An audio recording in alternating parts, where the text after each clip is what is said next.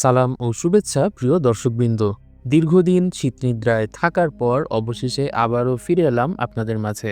আজকে আমি এক্সপ্লেইন করব সম্প্রতি নেটফ্লিক্সে মুক্তি পাওয়া South Korean sci fi cinema the great flirt. চলুন আর কথা না বাড়িয়ে সিনেমার এক্সপ্লেনেশন শুরু করা যাক। সকাল থেকে প্রচণ্ড বৃষ্টি হচ্ছে। একমাত্র ছেলে জাইনের ডাকে ঘুম ভাঙে আনায়ের। আজকে তার ছেলের ৬ বছর পূর্ণ হয়েছে, কিন্তু সকাল সকাল সে এক অদ্ভুত আবদার করেছে। সে নিজের সুইমিং গগলসটা পরে আন্নাকে বলছে সে আজকে সুইমিং পুলে সাঁতার কাটতে চায়, ডাইভ দিতে চায়। আনা ভেবে পায় না এই বৃষ্টির মাঝে ছেলেকে নিয়ে বাইরে কিভাবে যাবে।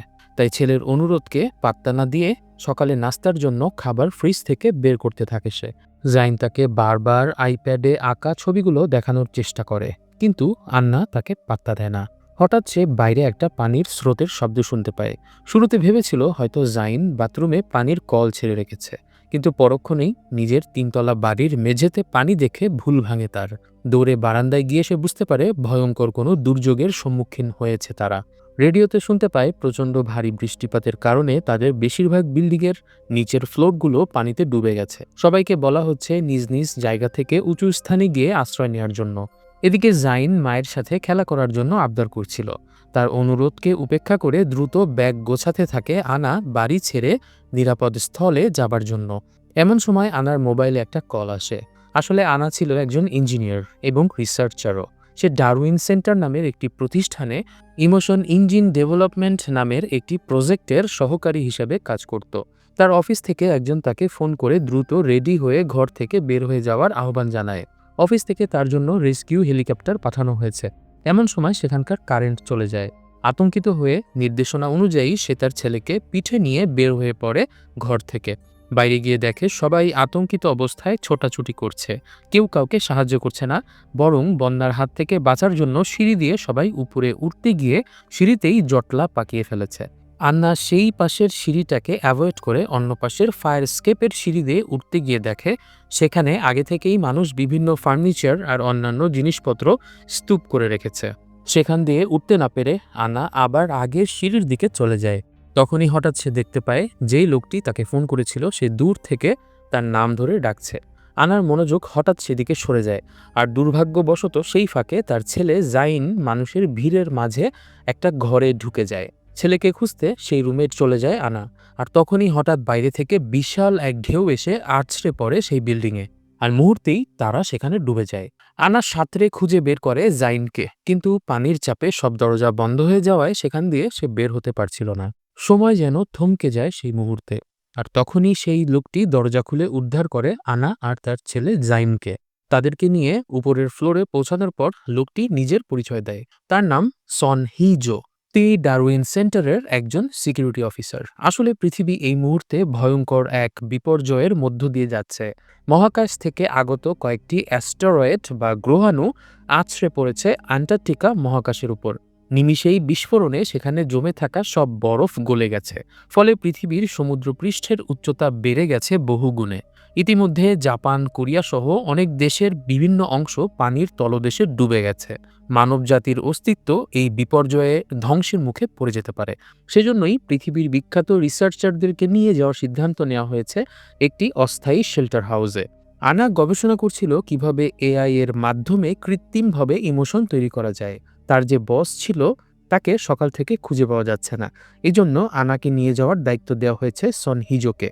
কারণ ভবিষ্যতে যদি মানবজাতির একটা বড় অংশ বিলুপ্ত হয়ে যায়, তাহলে কৃত্রিমভাবে মানব সদৃশ বস্তু তৈরি করে তাতে ইমোশন দিয়ে নতুনভাবে মানব বসতি তৈরির একটি চেষ্টা করা হবে।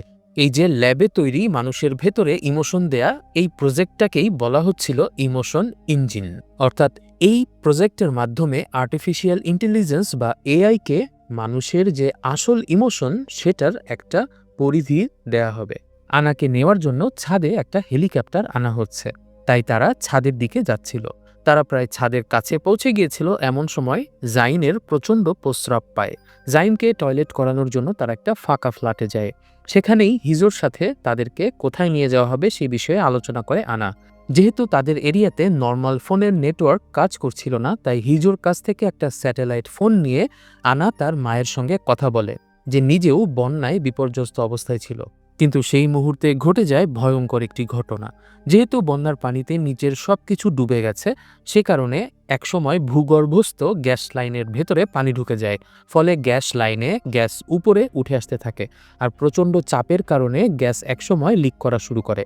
সম্ভাব্য বিপদ আঁচ করতে পেরে সন হিজো দ্রুত তাদেরকে নিয়ে রুম থেকে বাইরে বের হয়ে আসে। কিন্তু ততক্ষণে আশেপাশের বিভিন্ন রুমে গ্যাস বিস্ফোরণ হওয়া শুরু করে। এদিকে পানি উঠে আসছে উপরে, কাজেই যেমন করেই হোক তাদেরকে উপরে উঠে যেতে হবে। হিজো বারান্দায় রেলিং ধরে উপরে উঠে যায়, কিন্তু ছোট্ট জাইন একবার হারিয়ে যাওয়ার পর ভয়ে মায়ের কাঁধ ছাড়ছিল না। আর এটাই মূলত কাল হয়ে দাঁড়ায়, কারণ জাইনকে কোলে নিয়ে রেলিং বেয়ে উঠতে গিয়ে পড়ে যায় আনা। তবে আনা দ্রুত সাঁতার কেটে পানির উপরে চলে আসে। সেখান থেকে সে ধীরে ধীরে উপরে জাইন এবং হিজোর কাছে যেতে থাকে। হঠাৎ সে একটা লিফটের ভেতরে একটা বাচ্চা মেয়ের কান্না শুনতে পায়। বাইরে থেকে কথা বলে আন্না জানতে পারে মেয়েটির নাম যিশু। সে তার দাদা দাদির সাথে এই বিল্ডিংয়ে থাকে। সে লিফটে করে উপরে উঠছিল, কিন্তু হঠাৎ ইলেকট্রিসিটি চলে যাওয়ায় ভেতরে আটকা পড়েছে সে। আনা দ্রুত লিফটের দরজা খোলার জন্য একটা কিছু খুঁজতে থাকে। অন্য কিছু না পেয়ে একটা মপ নিয়ে নেয় সে। তবে সেই মুহূর্তে সে লক্ষ্য করে সবাই যখন বন্যার হাত থেকে বাঁচতে ব্যস্ত, সেই সুযোগে দুই যুবক মানুষের বাড়িতে লুটপাট চালাচ্ছে। আপাতত তাদেরকে ইগনোর করে আনা চলে যায় যিশুকে বাঁচাতে। কিন্তু ততক্ষণে পানি চলে এসেছে ওই ফ্লোরের ছাদ পর্যন্ত। প্রাণান্তর চেষ্টা করতে থাকে আন্না। এরকম একটা ঘটনা আন্নার জীবনে এর আগেও একবার ঘটেছিল। আন্নার পরিবার একবার একটা গাড়ি অ্যাক্সিডেন্ট করেছিল। সে সময় তাদের গাড়িটা নিয়ন্ত্রণ হারিয়ে পড়ে যায় একটা নদীর ভেতরে। সে সময় জাইনকে নিয়ে আনা বের হয়ে আসতে পারলেও গাড়ির নিচে আটকে পড়ে তার স্বামী। সেদিন অনেক চেষ্টা করেও পানির নিচে গাড়ির নিচে আটকে থাকা নিজের স্বামীকে উদ্ধার করতে পারেনি আনা। আজকেও সে লিফটে আটকে থাকা যিশুকে বাঁচাতে পারল না। এই কষ্ট নিয়েই কাঁদতে কাঁদতে সে উপরে উঠে দেখে তার ছেলে জাইনের খিঁচুনি ওঠা শুরু করেছে। এই অবস্থায় তার ছেলেকে কমলার জুসের সাথে একটা মেডিসিন মিশিয়ে খাওয়ানো লাগে। যদিও সন হিজো আনাকে বলে এখন দেরি না করে দ্রুত ছাদে গিয়ে হেলিকপ্টারে উঠতে, কিন্তু আনা তার কথা উপেক্ষা করে খুঁজতে থাকে বিল্ডিংয়ের কোন অবশিষ্ট বাসায় লোক আছে। সেখানে তারা একটা বাসা পায় যেখানে এক বৃদ্ধ দম্পতিকে বসে থাকতে দেখতে পায় সে। সেখানে ঢুকে জাইনের জন্য পথ্য প্রস্তুত করে আন্না। জুস খাওয়ানোর পর জ্ঞান ফিরে পায় জাইন। জাইন তার মাকে জানায় আজ এত বিপর্যয়ের মাঝেও সে খুশি, কারণ অনেক দিন পর আজ সে তার কর্মব্যস্ত মায়ের সাথে সারাদিন থাকতে পেরেছে। এমন সময় হঠাৎ বাইরে বৃষ্টি থেমে যায়। মেঘ সরিয়ে চারিদিকে উঠে যায় ঝলমলে রোদ। জাইনকে ঘুম পাড়িয়ে আনা বাইরে তাদের কাপড় চোপড় শুকিয়ে নিচ্ছিল। সন হিজো এ সময় আন্নার সাথে গল্প করতে থাকে। আমরা জানতে পারি ছোটবেলায় হিজোর মা তাকে ফেলে রেখে চলে গিয়েছিল। সেই থেকেই রাষ্ট্রীয় অনাথাশ্রমে বেড়ে ওঠা তার। সে খুব আগ্রহী হয়েছিল জাইনের সাথে শেষ পর্যন্ত আনা কি করে সেটা দেখার জন্য। আনার সামনে সুযোগ ছিল জাইনকে রেখে হেলিকপ্টারে উঠে পড়ার, কিন্তু সে সেটা করেনি। হিজো দেখতে চাইছিল পৃথিবীতে সবাই তার মায়ের মতো সন্তানকে ত্যাগ করে কিনা, নাকি এর ব্যতিক্রমও আছে। তবে আন্না যেভাবে জাইনের টেক কেয়ার করেছিল সেই ভাবনাটা হিজোকে একটু মানসিক শান্তি দেয়। তবে তার এই মানসিক শান্তি বেশিক্ষণ থাকে না। হঠাৎ রোদ ঢেকে যায় মেঘে, বৃষ্টি আবারও শুরু হয়। আর দূর থেকে সুনামির ঢেউয়ের মতো করে আসতে থাকে শত ফিট পানির জোয়ার। সেই ঘরে থাকা বৃদ্ধ দম্পতি তাদের সাথে আসতে না চাইলে আন্নারা বেরিয়ে পড়ে নিজেদের বাঁচাতে। ঢেউ আবার আছড়ে পড়ে এবং বিল্ডিংয়ের একটা বড় অংশ চলে যায় পানির নিচে। জাইন মাকে ছাড়তে চাইছিল না, তাই ছেলেকে পিঠে তুলে উপরে উঠতে হচ্ছিল তাদের। এর মধ্যে হঠাৎ সে লক্ষ্য করে একজন সন্তান সম্ভবান নারী প্রচণ্ড বিপদগ্রস্ত অবস্থায় বসে আছে। তার স্বামী আন্নার কাছে সাহায্য চায়, কিন্তু হিজো বারবার তাড়া দেওয়ায় আনা তাদেরকে সাহায্য না করেই উপরে উঠে যায়। ছাদে আসার পর আন্না দেখতে পায় তার ডারউইন সেন্টারের একজন কর্মকর্তা অস্ত্রধারী কিছু লোককে নিয়ে অপেক্ষা করছে তার আসার জন্য। স্বভাবতই এরকম অবস্থায় একটা হেলিকপ্টার যদি ছাদে ল্যান্ড করে, তাহলে বিল্ডিংয়ের আরও অনেক লোকেরাই সেই হেলিকপ্টারে ওঠার চেষ্টা করতে পারে। এজন্যই মূলত এত অস্ত্রধারী লোককে নিয়ে আসা। আনা এই পর্যায়ে জানতে পারে দ্য গ্রেট ফ্লাডের কারণে পুরো পৃথিবী এখন ধ্বংসের দ্বারপ্রান্তে। অল্প কিছু বিজ্ঞানী ও গবেষককে রকেটে করে মহাকাশে পাঠানোর সিদ্ধান্ত নেওয়া হয়েছে। ইমোশন ইঞ্জিন বানানোর রিসার্চে আনা এর যে বস ছিল সেই মহিলা কোথাও পালিয়ে গেছে। কাজেই পৃথিবীতে পুনরায় কৃত্রিমভাবে মানুষের বসবাস ভবিষ্যতে তৈরি করতে হলে ইমোশন ইঞ্জিন সম্পর্কে জ্ঞান অতি গুরুত্বপূর্ণ, যা একমাত্র ছিল আনায়ের কাছে। এজন্যই আনাকে রকেটে করে মহাকাশে পাঠিয়ে দেওয়া হবে। কিন্তু তার ছেলে জাইনকে নেওয়া হবে না, শুধুমাত্র নেওয়া হবে জাইনের মেমোরি বা স্মৃতিকে। জাইনের ব্রেন থেকে মেমোরি নেওয়ার জন্য একদল লোক তার চুল কাটতে থাকে।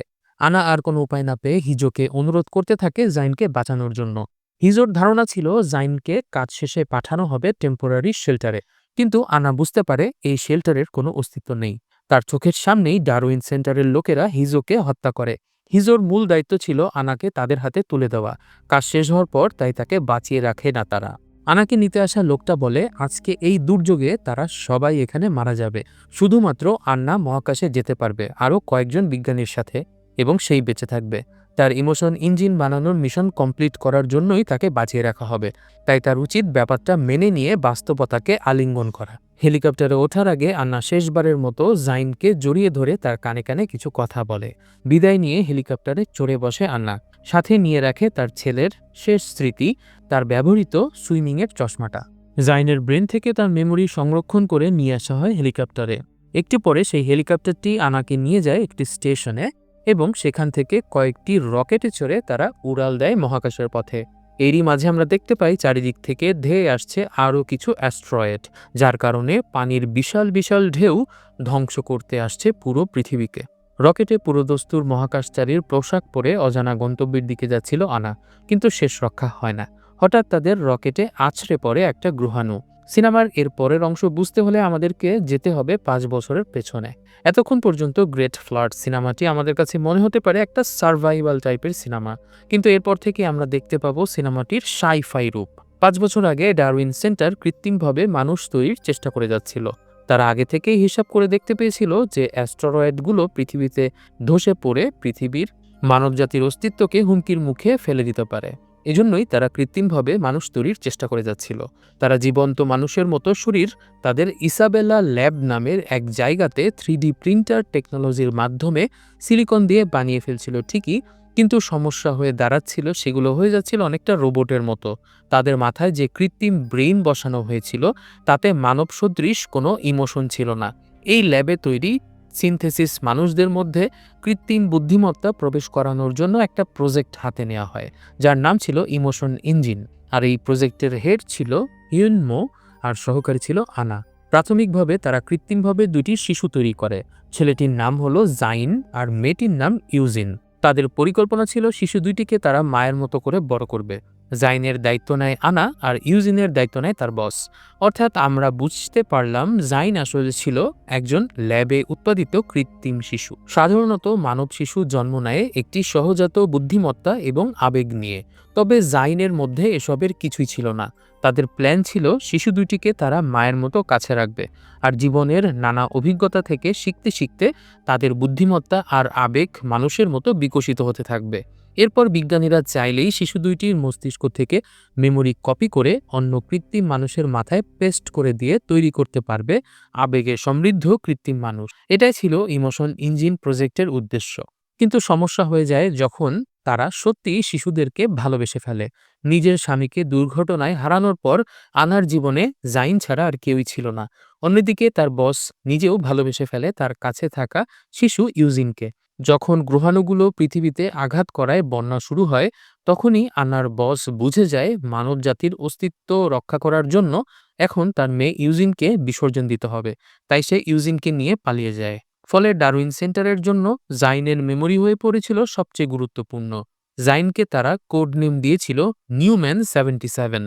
তারা ভেবেছিল পৃথিবীতে মানবজাতির অস্তিত্ব বন্যায় বিলীন হয়ে গেলেও যাতে জাইনের মেমোরি কপি পেস্ট করে অসংখ্য শিশু তৈরি করে ভবিষ্যতে পৃথিবীতে পাঠানো যায়। এ কারণেই আনাকে তারা হেলিকপ্টারে করে নিয়ে যায় রকেটের কাছে, আর জাইনের ব্রেন থেকে ইমোশন সংরক্ষণ করে তাকে ফেলে যায় মৃত্যুর অপেক্ষায়। আনা মানবজাতির অস্তিত্ব রক্ষার স্বার্থে নিজের এই কষ্ট মেনে নেয়, কিন্তু রকেটে থাকাকালীন সময়ে যখন তাদের উপর অ্যাস্টেরয়েড আঘাত করে তখন আনায়ের জীবন বিপন্ন হয়ে পড়ে। ডারউইন সেন্টারের প্রাথমিক লক্ষ্য ছিল একটি মেয়ে শিশু এবং একটি ছেলে শিশু তৈরি করা। তাদের মাধ্যমে হয়তো রিপ্রোডাকশন করে মানবজাতির অস্তিত্বকে তারা আবার নতুন করে সচল করত। কিন্তু যেহেতু মেয়ে শিশুটিকে নিয়ে আনার বস চলে গেছে, তাই তারা পরবর্তীতে নতুন লক্ষ্য স্থির করে যে তারা অসংখ্য মা এবং শিশুর ক্লোন তৈরি করবে, কারণ সবাই বুঝেছিল এই ভয়ঙ্কর প্লাবনে মানবজাতির বেশিরভাগ অংশই মৃত্যুবরণ করবে। এ কারণে বন্যা পরবর্তী ভবিষ্যৎ পৃথিবীতে তারা এই কৃত্রিমভাবে তৈরি করা মা এবং শিশুদেরকে পাঠাবে, যারা গিয়ে সেই পৃথিবীতে জীবনের নতুন সূচনা করতে পারবে। শিশুদের ক্লোন তৈরি করার পর তাদের মস্তিষ্কে জাইনের মেমোরি দিয়ে ইমোশন তৈরি করবে তারা, কিন্তু তাদের ল্যাবে বানানো মায়ের যে ক্লোন আছে সেটাতে ইমোশন দেওয়াই এখন কঠিন হয়ে পড়েছে। সেজন্যই মূলত আনাকে তাদের প্রয়োজন ছিল। কিন্তু রকেটে গ্রহাণু আঘাত করার পর আনা বুঝতে পারে তার জীবনের শেষ পর্যায়ে চলে এসেছে। মারা যাবার আগে সে মায়ের মস্তিষ্কে ইমোশন তৈরি করার একটি প্ল্যান বলে যায় সবাইকে। সে নিজের মস্তিষ্ককে গবেষণার একটি সাবজেক্ট হিসাবে ধরতে বলে। তারপর একটা সিমুলেশন সিস্টেমে নতুনভাবে মহাপ্লাবন তৈরি করে সেখানে তার মস্তিষ্কে স্মৃতি এবং জাইনের স্মৃতি প্রবেশ করতে বলে। যতক্ষণ পর্যন্ত জাইনকে আনা বাঁচাতে না পারবে ততক্ষণ এই সিমুলেশন চালিয়ে যেতে হবে। যেই মুহূর্তে আনার মস্তিষ্কের আবেগ জাইনকে মহাপ্লাবন থেকে বাঁচাতে সমর্থ হবে, তখন ধরে নেওয়া হবে তার ইমোশন ইঞ্জিন পূর্ণতা পেয়েছে। আর সেই আবেগ ক্লোন করা মায়ের ব্রেইনে প্রবেশ করালে সে একজন হিউম্যান মাদারের মতো আচরণ করবে। এরপর থেকেই শুরু হয় ল্যাবে সিমুলেশন। সিনেমার এই পর্যায়ে থেকে আমরা আনার যে রূপ দেখতে পাই সেটা কিন্তু আসল আনা না, এটা হলো আনার এআই ভার্সন। আনার গেঞ্জিতে যে নাম্বারগুলো দেখা যায় সেগুলো সিমুলেশন নাম্বার। আমরা আনায়ের এআই ভার্সনের 491তম সিমুলেশন দেখতে পাই, অর্থাৎ এর আগে 490 বার সে মহাপ্লাবনকে ফেস করেছে সেই ল্যাবের ভেতরে। আনা এবং জাইনের জীবনের শেষ দিকে যে ঘটনাগুলো ঘটেছে, অর্থাৎ সেই মহাপ্লাবনের ঘটনা বারবার সিমুলেট করা হচ্ছে। সেই বন্যার ভেতরে আনার এআই ভার্সনকে বারবার সুযোগ দেওয়া হয় জাইনকে বাঁচানোর জন্য। জাইনের কিন্তু আগের সব কথাই মনে ছিল, কিন্তু সে প্রতিটা দিনের স্মৃতিকে স্বপ্ন মনে করত। সেই সিমুলেশনে আগের মতো প্রতিবার মহাপ্লাবন হতো। প্রতিবার আন্না জাইনকে নিয়ে ব্যাগ গুছিয়ে পালানোর চেষ্টা করত। কখনো পানিতে ডুবে আন্না মারা যেত, কখনো সুনামির স্রোতে হারিয়ে ফেলত জাইনকে। যখনই তারা আলাদা হয়ে যেত তখনই আবার নতুন করে সিমুলেশন শুরু হতো এবং পাল্টে যেত আনায়ের গেঞ্জিয়ের নাম্বার। যেহেতু প্রথমবার আনা জাইনকে ত্যাগ করে হেলিকপ্টারে উঠেছিল, তাই প্রতি সিমুলেশনেই জাইন ভয়ে আনার কাছ থেকে আলাদা হয়ে যেত, আর এ কারণে আনাকে জাইনকে খুঁজে বের করতে হতো। প্রতিটা সিমুলেশনেই হিজো আসতো তাদেরকে উদ্ধার করতে। 487 বার একই সিমুলেশনে ঘুরপাক খাবার পর আনার আগের সব স্মৃতি মনে পড়ত। সে বুঝতে পারত সবকিছু কেমন যেন রিপিটেটিভভাবে ঘটে চলেছে। নিজেকে বোঝানোর চেষ্টা করত সে যে কোনো সময় উদ্ধারকারী দল আসবে এবং তাদেরকে মেরে ফেলতে চাইবে। কখনোই জাইনকে বাঁচাতে চাইবে না সেই উদ্ধারকারী দল। এভাবে 1900টা সিমুলেশন শেষ হয়ে যায়, কিন্তু আন্না জাইনকে উদ্ধার করতে পারে না। আসলে একজন মানুষের আবেগের সবচেয়ে গুরুত্বপূর্ণ জায়গা হলো তার মনুষ্যত্ব। আনা প্রতিবার সিমুলেশনে জাইনকে খুঁজে বের করার চেষ্টা করত জাইনকে বাঁচানোর, কিন্তু এই চেষ্টা করতে গিয়ে তার আশেপাশে অন্যান্য মানুষও যে মারা যাচ্ছে সে ব্যাপারে সে কোনো মাথা ঘামাতো না। মনুষ্যত্বের সবচেয়ে বড় দিক হলো শুধু নিজের ব্যাপারটা না ভেবে অন্য সবার দিকে নজর রাখা। 1931 বার জাইনকে উদ্ধার করার ব্যর্থ চেষ্টা করার পর অবশেষে আনায়ের এআই ইন্টেলিজেন্সের ভেতরে কিছুটা মনুষ্যত্বের উদ্ভব হয়। আপনাদের নিশ্চয়ই মনে আছে লিফটে আটকে পড়া সেই যিশু নামের একটি মেয়ের কথা। আনা এর পর থেকে সেই লিফটে আটকে পড়া মেয়েটিকে বাঁচানোর চেষ্টা করতে থাকে, কিন্তু প্রতিবারই বিশাল এক ঢেউ এসে তাদেরকে মেরে ফেলে। কিন্তু 4007তম সিমুলেশনের সময় আনা লিফটের দরজা খুলে যিশুকে বাঁচাতে সমর্থ হয়। সেই যিশুর কাছ থেকেই কিন্তু সে জানতে পারে যিশু যখন লিফটে আটকা পড়েছিল তখন সেখান দিয়ে 2 জন লোক যাচ্ছিল, যারা মূলত ছিল সেই ডাকাত 2 জন, যাদেরকে আনা আগে বন্যার সুযোগ নিয়ে বিভিন্ন বাড়িতে চুরি করতে দেখেছিল। যিশু লিফটের ভেতর থেকে সেই ডাকাত 2 জনকে একটি ছেলেকে নিয়ে কথা বলতে শুনেছিল। যিশু এই কথাটা আনাকে বললে আনা বুঝে যায় হয়তো জাইনের ব্যাপারে সেই ডাকাত 2 জন কিছু না কিছু তথ্য জানে। জাইনের একটা অভ্যাস ছিল, সেটা হলো সে যখন খুব ভয় পেত বা কষ্ট পেত তখন সে কোনো ক্যাবিনেটের ভেতরে ঢুকে লুকিয়ে থাকত। আনা ভেবেছিল হয়তো ডাকাতেরা যেই বাড়িতে ডাকাতি করতে গিয়েছে সেখানকার ক্যাবিনেটে জাইন লুকিয়ে থাকতে পারে। তাই আনা খুঁজতে থাকে কোথায় ডাকাতেরা গিয়েছে এবং সে ওই ঘরটা খুঁজেও বের করে। কিন্তু প্রথমবার যখন সে সেখানে ঢুকে তখন ডাকাতরা তাকে মেরে ফেলেছিল। তারপরের সিমুলেশনে যখন আনা ডাকাতদেরকে ধরতে যায় তখন সে খুব সতর্কতা অবলম্বন করেছিল। তারপরও ডাকাতেরা তাকে ধরে ফেলে এবং ডাকাতেরা তাকে মারধর করতে থাকে, কিন্তু সে সময়ে সেখানে উপস্থিত হয় সেই যিশু নামের মেয়েটা, কারণ সেই ঘরটা ছিল যিশুদেরই বাসা, যেখানে যিশু তার বৃদ্ধ দাদা দাদির সঙ্গে থাকত। যিশু বাইরে থেকে লক খুলে দিলে সন হিজো সেখানে প্রবেশ করে এবং ডাকাতদেরকে মেরে ফেলতে সমর্থ হয়। ডাকাতদের কাছ থেকে তারা জানতে পারে তারা জাইনকে দেখেছিল এবং জাইনের সাথে কিছুটা মজাও নিয়েছে, কিন্তু জাইন তারপর তাদের হাত থেকে পালিয়ে অন্য কোথাও চলে গেছে। এই যে এই উপরে আপনারা যে আলোর মতো জায়গা দেখছেন, এটা মূলত সেই ল্যাবের সিমুলেশনের একটি চিহ্ন। অর্থাৎ এখানে যা কিছু ঘটছে সব কিন্তু ল্যাবের সিমুলেটরে ঘটছে, কোনো বাস্তব ঘটনা নয়। আনা যখন সেখান দিয়ে বেরিয়ে যাচ্ছিল তখন সেখানে থাকা বৃদ্ধা জাইনের জন্য কমলার জুস তৈরি করে দেয়। আসলে হাজার হাজার বার সিমুলেশনে আনা জাইনকে কমলার রস খাইয়েছিল এখানে, তাই সেই বৃদ্ধা আগে থেকেই এখন জানতো যে জাইনের কমলার রস লাগবে। সেখান থেকে বের হবার পর হিজো আবারও আনাকে জোর করতে থাকে উপরে উঠে হেলিকপ্টারে যাওয়ার জন্য, কিন্তু আনা তখন হিজোকে বোঝানোর চেষ্টা করে যে তারা যেটা করছে তার সব কিছুই রিপিট হচ্ছে। হিজোকে সে বলে তাকে নিতে যে অস্ত্রধারী লোকেরা এসেছে ডারউইন সেন্টারের পক্ষ থেকে, তারা কেউই ভালো কোনো লোক নয় এবং তারা তাদেরকে মেরে ফেলবে।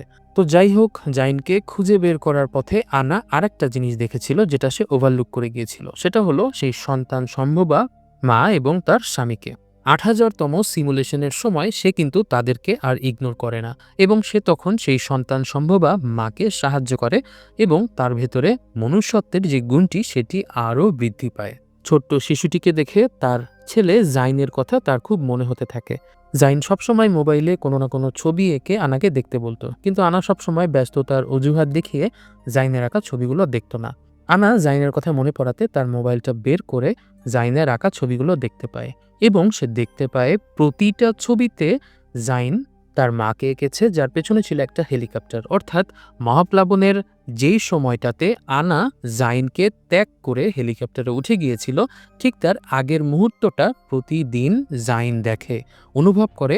কিন্তু পরদিন যখন আবার সিমুলেশন শুরু হয় তখন সে মনে করে ঘটনাটি ঘটেছিল তার স্বপ্নে, তাই নিজের স্বপ্নের স্মৃতি হিসাবে সে এই ছবিটা প্রতিদিন আনার মোবাইলে এঁকেছে।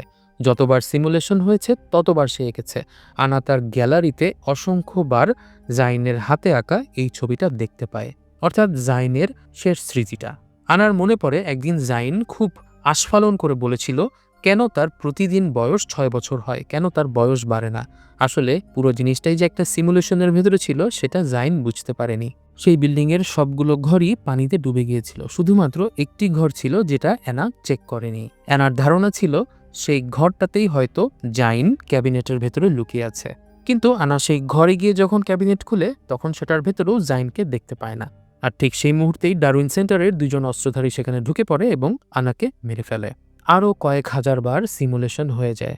আনা এক পর্যায়ে হিজোকে বোঝাতে সমর্থ হয় যে আসলে পুরো ব্যাপারটাই রিপিটেটিভভাবে ঘটে চলেছে, এবং হিজো যখন বুঝতে পারে এই সিমুলেশনে সে শুধুমাত্র একটা দাবার গুটি ছাড়া অন্য কিছুই নাই, তখন সে প্রতিক্রিয়া দেখায়। ১৮,০০০তম সিমুলেশনের সময় হিজো সেই ডারউইন সেন্টারের লোকদের সাথে মারামারি শুরু করে আনাকে বাঁচানোর জন্য। এরপর থেকে তারা পুরোটা সময়ই ডারউইন সেন্টারের লোকদের সাথে যুদ্ধ করত। কখনো কখনো তারা ডারউইন সেন্টারের লোকদের গুলি খেয়ে মারা যেত, আবার কখনো তারা ডারউইন সেন্টারের লোকদেরকে গুলি করত। এভাবে করে আরও কয়েক হাজার বার সিমুলেশন চলে যায়, কিন্তু আনা তখনও জাইনকে উদ্ধার করতে পারে না। কিন্তু আনা কিন্তু চেষ্টা চালিয়ে যায় জাইনকে খুঁজে বের করার। অবশেষে ২১,৪৯০তম সিমুলেশনের সময় আনা সমর্থ হয় সমস্ত অস্ত্রধারীদেরকে টেক্কা দিয়ে একদম ছাদে উঠে আসার। সেই ছাদে থাকা একটা ক্যাবিনেটের ভেতর থেকে সে উদ্ধার করে তার ছেলে জাইনকে। আসলে যেদিন সে শেষবারের মতো জাইনকে বিদায় বলে হেলিকপ্টারে উঠে গিয়েছিল, তার আগে সে জাইনের কানে কানে বলেছিল হেলিকপ্টারটা এখান থেকে চলে যাবার পর ছাদে থাকা ক্যাবিনেটের ভিতরে লুকিয়ে থাকতে। আনা জাইনকে প্রতিজ্ঞা করেছিল যে সে একদিন আসবে জাইনকে উদ্ধার করতে, আর এটা একটা মায়ের প্রতিজ্ঞা, এবং জাইন সেটাকে বিশ্বাস করেছিল। তাই প্রতিবার যখন মহাপ্লাবন শুরু হতো জাইন তখনই দৌড়ে সেই ছাদে উঠে ক্যাবিনেটের ভেতরে লুকিয়ে থাকত, কারণ তার মা তাকে প্রতিজ্ঞা করেছিল যে সে আসবে। তবে মা এবং ছেলের এই পুনর্মিলন খুব বেশিক্ষণ স্থায়ী হয় না, কারণ সেখানে আবার চলে আসে ডারউইন সেন্টারের অস্ত্রধারী লোকেরা। তাদের হাত থেকে জাইনকে বাঁচানোর জন্য আনা জাইনকে নিয়ে দৌড়াতে থাকে। ততক্ষণে সুনামির ঢেউ প্রায় গ্রাস করে ফেলেছে পুরো বিল্ডিংটাকে। আনা বুঝে যায় এভাবে পালিয়ে বেড়ালে সে তার ছেলেকে বাঁচাতে পারবে না। জাইনকে পানিতে ডাইভ দেওয়ার সেই সুইমিং গগলসটা দিয়ে আনা বলে ঝাঁপিয়ে পড়তে, এবং জাইনও তখন মায়ের কথা মতো পানিতে ঝাঁপিয়ে পড়ে। একটু পরে আনাও সেই লোকদের হাত থেকে বেঁচে ঝাঁপিয়ে পড়ে পানির স্রোতের ভেতরে। সুনামির ঢেউ চলে যাওয়ার পর আনা জাইনকে খুঁজে বের করে সাগরের ভেতরে এবং সে সাঁতরে জাইনের কাছে যায়। আনা এতক্ষণ চেষ্টা করেছিল কিভাবে জাইনকে সে সেফ রাখতে পারে, কিন্তু মানুষ সবসময় বিপদ থেকে বাঁচার জন্য পালিয়ে বেড়ায় না, তারা মাঝে মাঝে বিপদের ভেতরে ঝাঁপ দিয়ে নিজেকে উদ্ধার করে আনে। আর এভাবেই মানুষের মতো রিস্ক নিয়ে আনা যখন জাইনকে দিয়ে সুনামির পানির স্রোতে ঝাঁপ দেওয়ায় তখনই তার ইমোশন ইঞ্জিন পূর্ণতা পায়।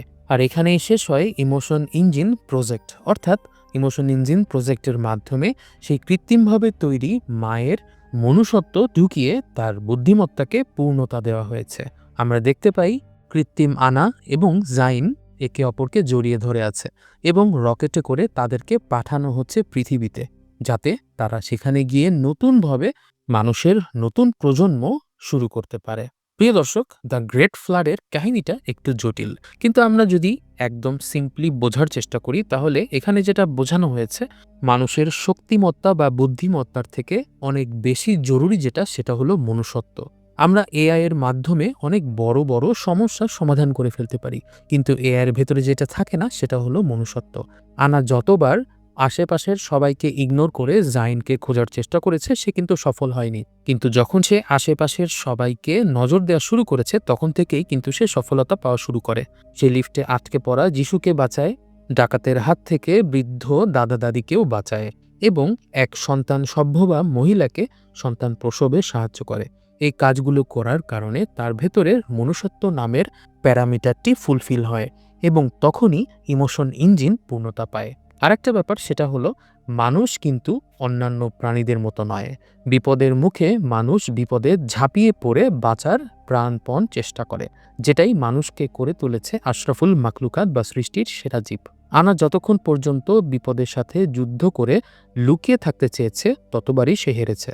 আর যখন সে জাইনকে খুঁজে পাওয়ার পর জাইনকে ছুড়ে দিয়েছে সুনামির মাঝে, তখনই কিন্তু সে বাঁচাতে পেরেছে তার ছেলেকে। এই ভয় ডরহীনতাই পূর্ণতা দিয়েছে তার মানব সদৃশ ইমোশনকে। আর এভাবেই আনার কৃত্রিম ভার্সন মানবীয় গুণাবলীতে পরিপূর্ণ হয়েছে। প্রিয় দর্শক, এর মধ্য দিয়েই শেষ হলো আমাদের গ্রেট ফ্লাড সিনেমাটির এক্সপ্লেনেশন। সিনেমাটি নিয়ে আরও কোনো প্রশ্ন থাকলে কমেন্টে অবশ্যই সেটা জানাবেন। আজকের ভিডিওটি কেমন লাগলো সেটিও কমেন্ট করে জানাতে ভুলবেন না। ভিডিওটি ভালো লাগলে লাইক করুন এবং এরকম আরও ভিডিও দেখতে চাইলে আমাদের চ্যানেলটি সাবস্ক্রাইব করে পাশেই থাকুন। সবাই অনেক ভালো থাকবেন, সুস্থ থাকবেন এই কামনায় আজকের মতো এখানেই শেষ করছি। বিদায়।